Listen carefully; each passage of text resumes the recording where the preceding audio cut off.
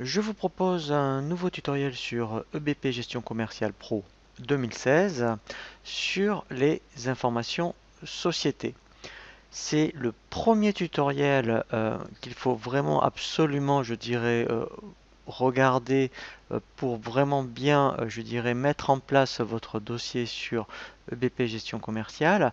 Une fois donc que vous avez créé votre dossier via l'assistant, eh bien, avant de commencer toute création d'articles, de fournisseurs ou de clients, il faut absolument personnaliser, activer ou désactiver certaines options du dossier qui vont conditionner ensuite l'utilisation du logiciel. Donc pour cela, c'est vraiment le premier tutoriel par lequel nous allons commencer, qui est vraiment un des plus importants, donc qui s'intitule Les informations société. Pour avoir donc, je dirais, la main sur les informations société, il faut aller donc ici dans le menu de navigation paramètres et ensuite vous allez dans ce qu'on appelle l'Open Guide. Dans l'Open Guide, ici, vous voyez, vous avez donc l'option information société.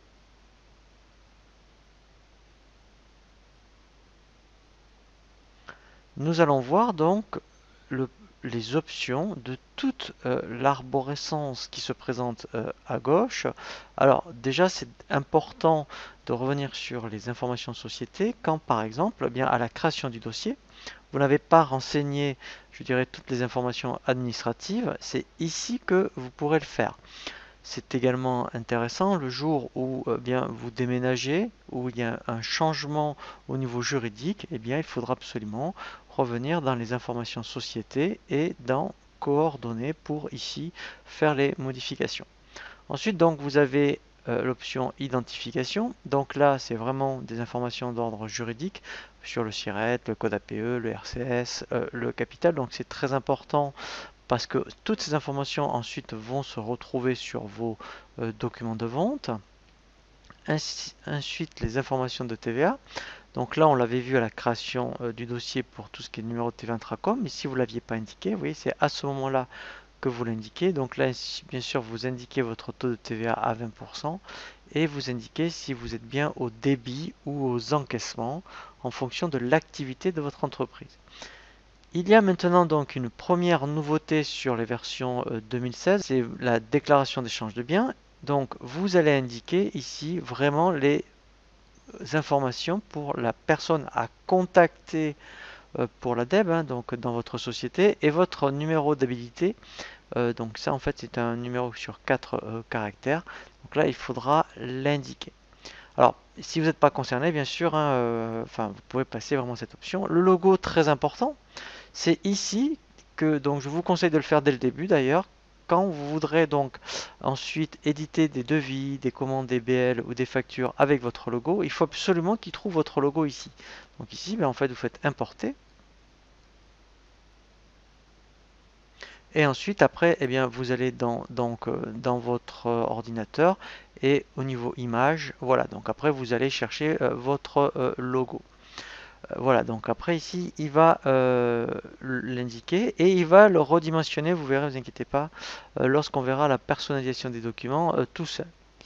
Ensuite ici, ce sont donc les coordonnées de votre expert comptable. Donc là, c'est vraiment les coordonnées du cabinet.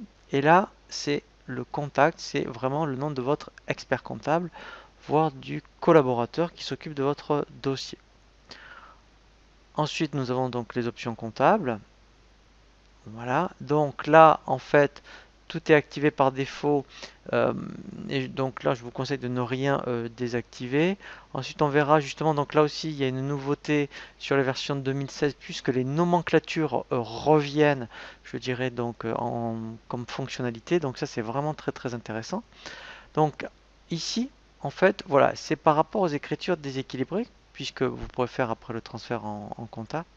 Eh bien, enfin, normalement, vous n'avez pas à cocher autoriser le transfert comptable des écritures déséquilibrées, puisque normalement, tant qu'elle n'est pas équilibrée, euh, bah, il faut absolument retrouver l'erreur. Sinon, au pire, vous voyez, il va le mettre dans un compte d'attente. Et ça, c'est l'écart maximum autorisé. Parce que vous verrez, quand on verra les règlements, alors aussi bien client et fournisseur, s'il y a une différence, eh bien, s'il y a un écart ici d'autorisé, alors là c'est pas beaucoup, hein, 0, moi je vous conseille même, vous pouvez mettre jusqu'à 1 euro d'ailleurs, ce que je vous conseille parce que 0,01 centime, voilà. Donc ça veut dire que si il y a un écart maximum de 1 euro, eh bien il va vous générer tout seul une écriture d'OD et vous pourrez donc comme ça après eh bien transférer vos écritures.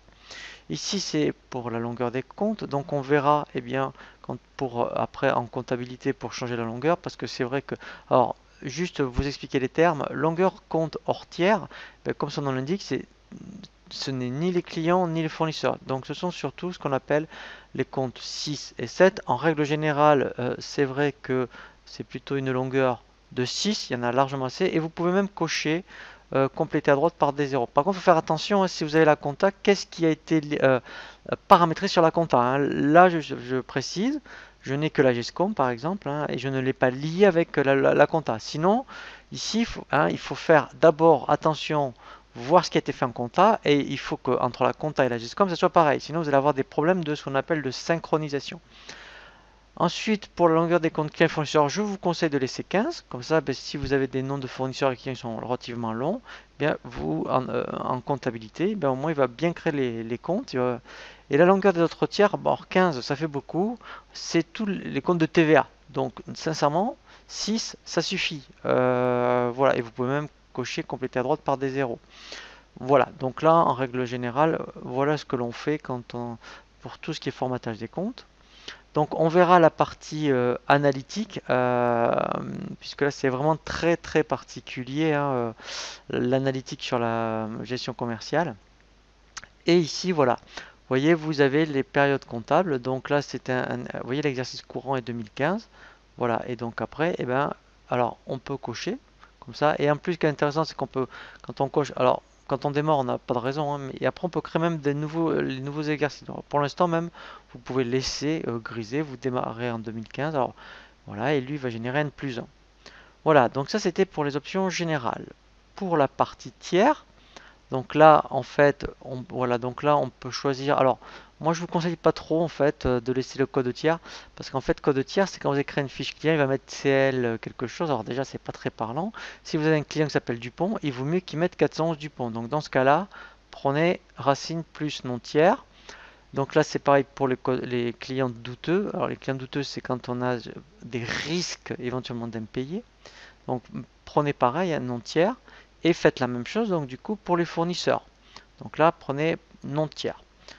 Ensuite, ça aussi c'est tout nouveau. Alors là en fait c'est pour ceux qui ont EBP Compta 2016.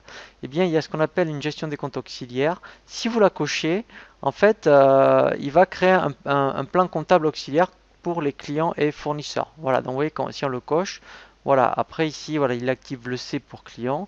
Et là, pareil, si vous le cochez, par exemple, voilà, donc là, en fait, je fais fermer. Voilà, et maintenant, on a la main. Et là, pareil, vous mettrez racine plus le nom du tiers. Pour les fournisseurs, racine plus nom du tiers. Voilà, donc pour l'instant, je le décoche. Parce que là, je sais vraiment que lorsque, voilà, on n'a que EBP gestion commerciale. Alors, les effets à payer, sincèrement, je ne le coche pas et on ne le voit jamais en entreprise, hein, parce que c'est des choses qu'on apprend à l'école. Mais quand on a des traites à recevoir en comptabilité, on ne passe pas tout ce mécanisme 411, 413, et puis après je le remets à l'encaissement, et puis après voilà. Donc ça existe. Alors il le fait très bien. Alors je dis pas qu'il faut pas le faire, mais ça reste de la théorie et sur le terrain, sincèrement, c'est des choses qu'on ne voit pas. Libeller des écritures. Alors là, vous voyez, il n'y a rien à faire. Alors là, vous voyez, si vous faites F1, voilà, vous allez avoir l'explication de toutes ces accolades. Vous voyez, donc quand il y a l'accolade 0 et ensuite accolade 1, par exemple, eh bien, quand vous allez faire un transfert d'un devis, voilà, d'un devis en facture, eh bien, il mettra devis numéro, voilà. Et pareil, voilà, donc pareil pour les ventes, pareil pour les achats.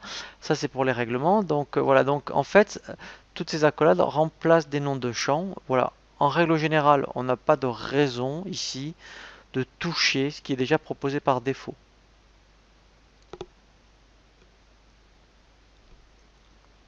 Ici, c'est pour l'écriture, pour tout ce qui est variation de stock. Donc ça, c'est vraiment très très bien. Si vous voulez vraiment la faire, ici, ben, en fait, vous indiquez vos comptes comptables pour tout ce qui est compte donc de variation de stock et tout ce qui est stocké en cours. Les journaux de comptes divers, donc ça c'est très important dans le cadre d'un transfert en comptabilité. Ici, il vous indique les journaux par défaut qu'il va utiliser pour les ventes, les achats, la trésorerie et les opérations diverses.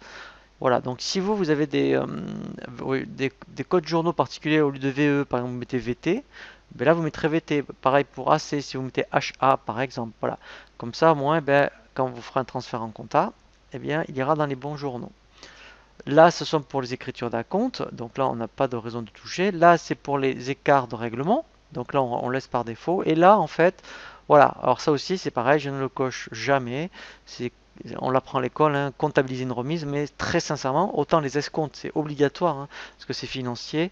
Tout ce qui est remise, en fait, on comptabilise dès le net à payer, mais pas la comptabilisation des remises. Sauf, ça peut être important si dans votre activité, eh bien, vous êtes amené à autoriser pas mal de remises, et bien, si vous voulez que comptablement ça ressort, ça peut être pour vous une information intéressante de voir en fin d'année, voir le montant des remises accordées ou obtenues. Voilà, donc là, ensuite, ce sont les comptes pour tout ce qui est gestion des payés. Donc là, on laisse par défaut. Ensuite, très important, la partie numérotation.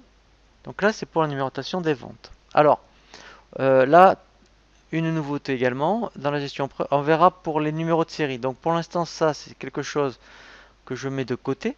On verra justement un tutoriel dédié à cet effet. C'est une nouveauté 2016.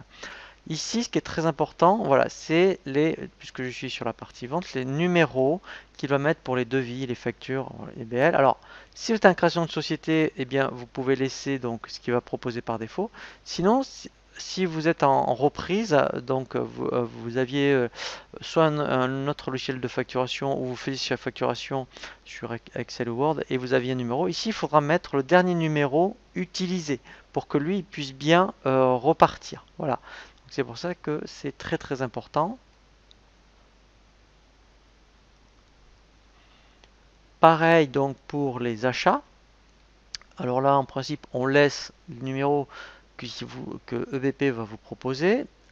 Pour la gestion des stocks, eh bien là, en fait, ça sera les numéros des bons d'entrée, bons de sortie et inventaire. Donc ça, là, on laisse par défaut. Et autres, donc autres, voilà. Donc là, effectivement, maintenant, là, il y en a beaucoup.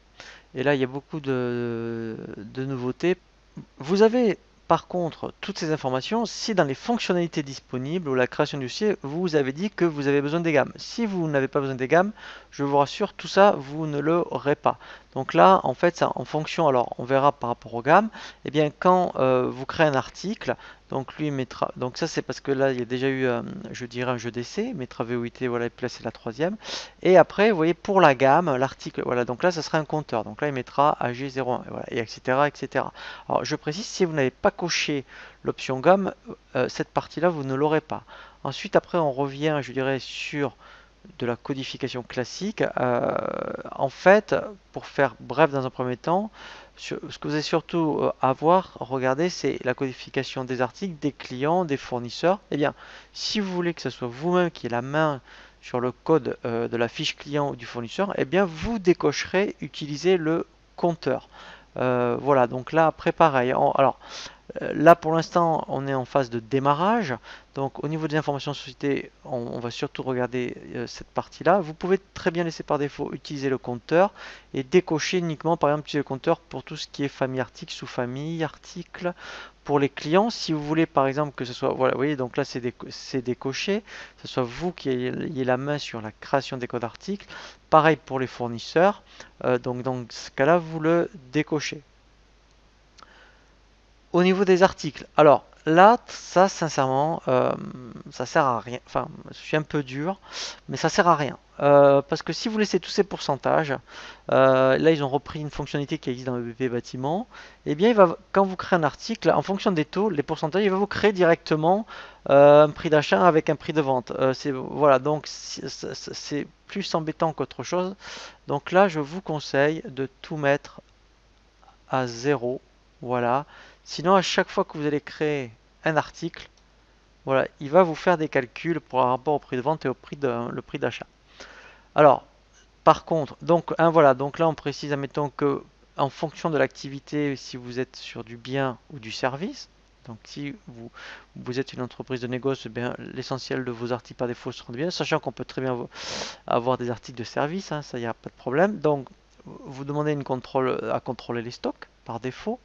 Et là après voilà, hein, vous pouvez demander à partir de quel seuil il doit contrôler stock. Est-ce que c'est à partir du stock virtuel ou réel? Je vous conseille de laisser stock virtuel puisqu'il prendra en compte aussi bien les commandes clients que les commandes fournisseurs. Alors là, c'est coché, autoriser les stocks négatifs. Enfin, oui et non, hein, tout dépend du délai de réapprovisionnement. Donc là, c'est en fonction de vous, hein, si vous voulez le laisser cocher ou décocher. Voilà, donc tout ce qui est composants, ça on le verra, parce que ça c'est nouveau, puisque maintenant il y a de nouveau les nomenclatures de disponibles, hein, puisque ça a été beaucoup demandé. Et bien après, voilà, vous pourrez cocher justement automatique des composants.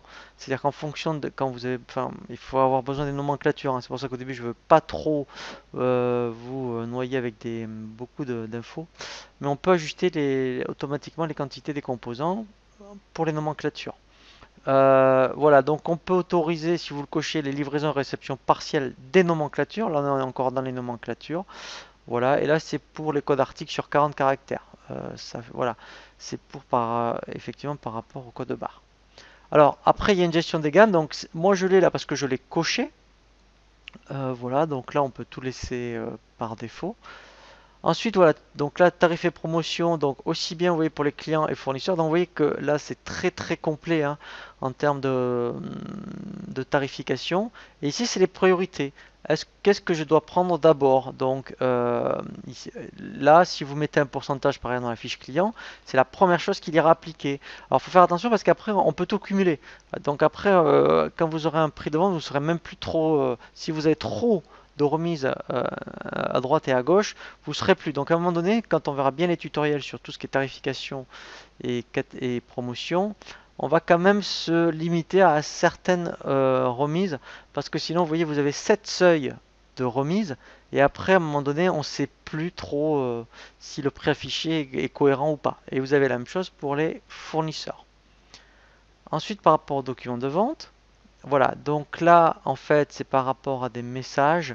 Voilà, donc là, vous serez averti, par exemple, si le code article n'existe pas, s'il n'est pas, si autoriser la saisie des articles non référencés, par exemple.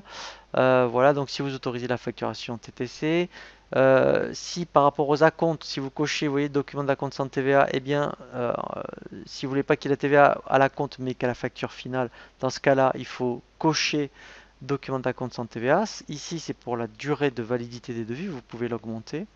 Voilà, donc si vous n'êtes pas concerné par l'éco-contribution, dans ce cas-là, vous le décochez. Voilà, ici, donc voilà, donc c'est toujours pour l'éco-contribution. Et là, voilà, c'est des messages d'alerte. Voilà, donc si vous avez des avoirs d'acompte, par rapport à des règlements créés, voilà, donc en fait, hein, après, ce n'est voilà, que des messages de confort. Pour les devis, donc là ce sont des statuts. Alors en fait voilà, vous avez déjà des statuts par défaut quand vous allez faire un devis. Donc par défaut il se mettra sur le statut en cours. Si vous transférez un devis par exemple en facture, il aura le statut d'accepter. Et après donc, alors vous pouvez donc en personnaliser trois. Vous avez trois statuts qui vous sont disponibles. Ça peut être intéressant hein, parce que vous pouvez faire des statistiques après hein, sur les statuts de devis. Vous voyez, mettons de dire bah tiens je veux connaître tous les devis que j'ai eu soit suite à un appel d'offres par exemple. Voilà. Donc ensuite on retrouve la même chose pour les bons de livraison et les bons de retour au niveau des statuts. Ensuite voilà, donc ça c'est très important, c'est les mentions légales. Donc là en fait c'est pour les devis. Donc quand vous voulez vraiment un texte particulier, un commentaire particulier sur les devis, c'est ici qu'il faut le taper. Et ça se mettra tout seul, je dirais, sur vos devis. Et vous avez la même chose ici pour les factures. Donc là, il y a les mentions légales. Et si vous voulez rajouter, eh bien, je dirais du texte, vous le rajouterez ici. Ça se mettra tout seul sur les factures. Après, donc là, c'est pour les SMS. Après, le client pourrait être averti directement par SMS avec un petit texte standard. Vous voyez, donc quand on le coche, Voilà, ben après, ici, voilà, on pourrait, enfin là c'est particulier, mais en plus le client peut avoir, je dirais, un message standard. Voilà, donc ça c'est intéressant, c'est pour les encours. Donc on verra un tutoriel vraiment dédié à cet effet. Pour donc voilà, si vous pratiquez une gestion d'encours, eh bien on reverra toute cette partie-là. Voilà, donc là c'est par rapport à tout ce qui... Alors ça aussi c'est une nouveauté. Voilà, donc si on voulait donc en duplication, si vous voulez actualiser ou pas les prix de vente, les prix d'achat et appliquer les tarifs du client. Voilà, quand vous dupliquez. Voilà, donc on peut faire donc des duplications et voir si quand vous dupliquez, eh ben, vous voulez appliquer les mêmes tarifs que, je dirais, de la fiche que vous venez de dupliquer. Donc maintenant, on en a les mêmes choses pour les documents d'achat. Donc là, c'est pareil. On a les mêmes, je dirais, messages d'information. Après, donc, vous avez toute la partie Réapro. Voilà, donc on peut compléter, vous voyez, si vous cochez, c'est-à-dire que des commandes existantes, et bien, éventuellement on peut revenir dessus et les compléter. Voilà, donc on peut utiliser le prix d'achat du document de vente. Alors ça c'est intéressant, puisqu'on peut lier aussi alors ça, on peut lier directement dès qu'on a une commande client, et bien déclencher une commande fournisseur. Voilà, donc ça on le reverra. Donc on verra aussi, puisque maintenant il y a sur ces nouvelles versions, il y a de nouveau la fonction multi-dépôt. Voilà. Donc ensuite, alors après, pareil. Donc là, on verra si. C'est pour ça que j'en parle pas plus, parce que si vous n'êtes pas concerné par les nomenclatures, je ne vais pas vous en parler. Mais après, on peut mettre aussi à jour le prix d'achat des composants des nomenclatures. Voilà. Donc ça, c'est pour ceux qui ont les contributions. Pareil pour les acomptes sans TVA. Si vous voulez donc, si vous faites donc des acomptes vous faites un acompte à un fournisseur et il vous donne une facture d'acompte, vous pouvez demander sans la TVA. Donc afficher le paiement pour les factures d'acompte. On peut faire donc le pointage. Alors ça c'est intéressant aussi. Et bien d'un transfert d'une facture à un avoir. Donc comme ça, eh bien, on sait quel avoir correspond à la facture. Voilà, donc si après vous accordez des escomptes, voir si les frais de port sont soumis ou pas à l'escompte. Et après vous avez des messages de confort. Voilà, au moins vous êtes averti. Pareil, donc quand c'est coché, vous serez donc averti, par exemple, s'il y a eu des avoirs d'acompte. Voilà.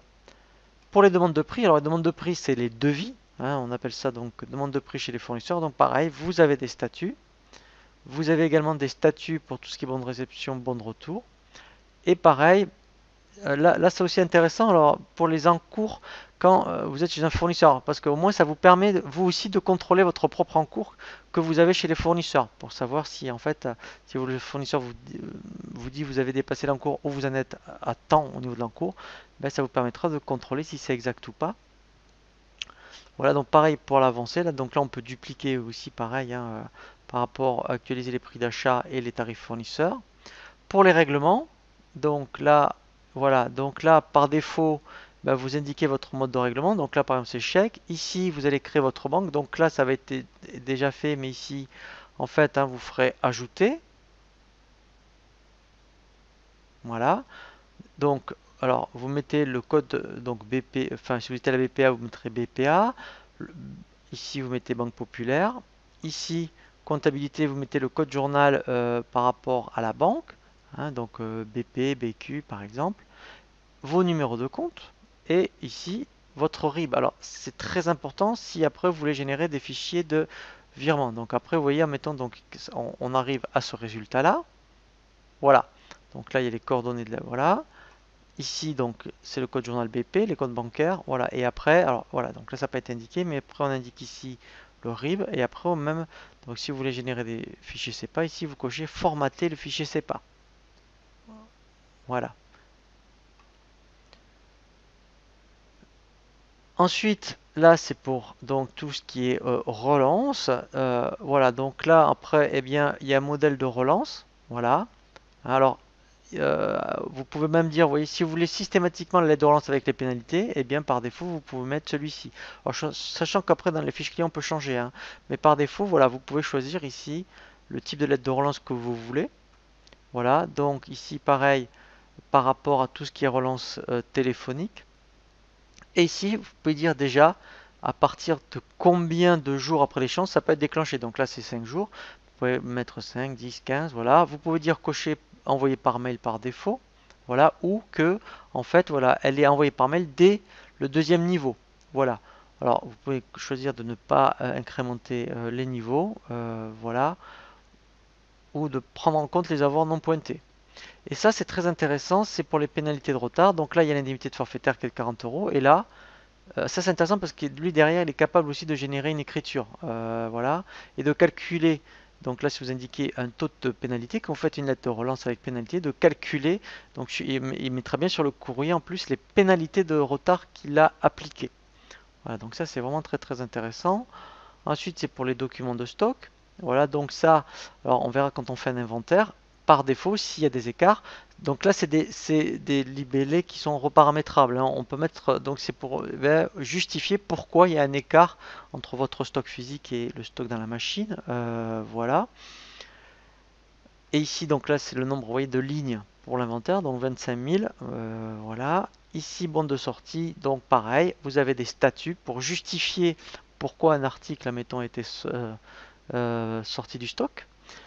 Ensuite, par rapport à la DEB, donc là, il n'y a rien, on laisse tout par défaut. Le multidépôt, donc ça aussi on y reviendra. Donc si vous voulez faire de la gestion multidépôt, vous pouvez ici, donc on peut en créer autant qu'on veut et dire, mettons, ben voilà, que le dépôt par défaut, c'est le dépôt principal. Voilà. Ici, donc tout ce qui est paramétrage, là, normalement, on n'a pas de raison de modifier. Voilà, donc vous voyez, c'est ici dans les fonctionnalités disponibles, vous pouvez dire je peux activer ou désactiver. Vous voyez, si vous n'êtes pas concerné par la DEB, vous la désactivez. Si vous n'êtes pas concerné par les gammes, vous la désactivez. Service à la personne, vous pouvez aussi le, voyez, le désactiver. Ça y est, enfin voilà. Et si l'analytique, vous ne voulez pas le mettre en place, vous pouvez le désactiver. Donc, et on peut activer ou désactiver à tout moment. Donc après là, c'est vraiment particulier, c'est tout ce qui est partie e-commerce. Et ensuite, voilà, il y a juste la partie email. Donc ça, c'est intéressant puisque en fait on peut envoyer directement, je dirais, tout ce qui est envoyé, mettons documents, aussi bien documents de vente que documents d'achat par mail, et vous pouvez personnaliser le message d'accompagnement. Donc pour ça en fait, donc par défaut, vous voyez, mettons document de vente, il mettra, si vous, que vous envoyez un devis ou une facture, veuillez trouver ci-joint, par exemple devis numéro. Alors si vous voulez quelque chose de plus personnalisé, c'est-à-dire veuillez trouver ci-joint, alors ou monsieur ou madame, voilà, et qui mettent le nom et le prénom de la personne. Dans ce cas-là, ici, vous rajoutez, vous voyez, civilité, voilà. Après, si vous voulez le nom, voilà, vous le rajoutez, vous voyez ici, il le met. Après, le prénom, enfin, vous voyez, etc., etc. Et comme ça, comme ici, vous avez dit, ben voilà, moi je veux rajouter ces variables, on va les retrouver après dans la liste. Alors, il faut être bien placé par contre, voilà. Et ici, on met ajouter, civilité, voilà. Après, ici, on met nom, voilà. Et après, on met prénom. Voilà, et etc., etc. Comme ça, au moins, après, dans le message d'accompagnement, eh bien, le client aura un message, je dirais, un peu plus, je dirais, personnalisé que veuillez trouver ci-joint, facture numéro tant. Voilà. Donc ça, c'est vraiment intéressant.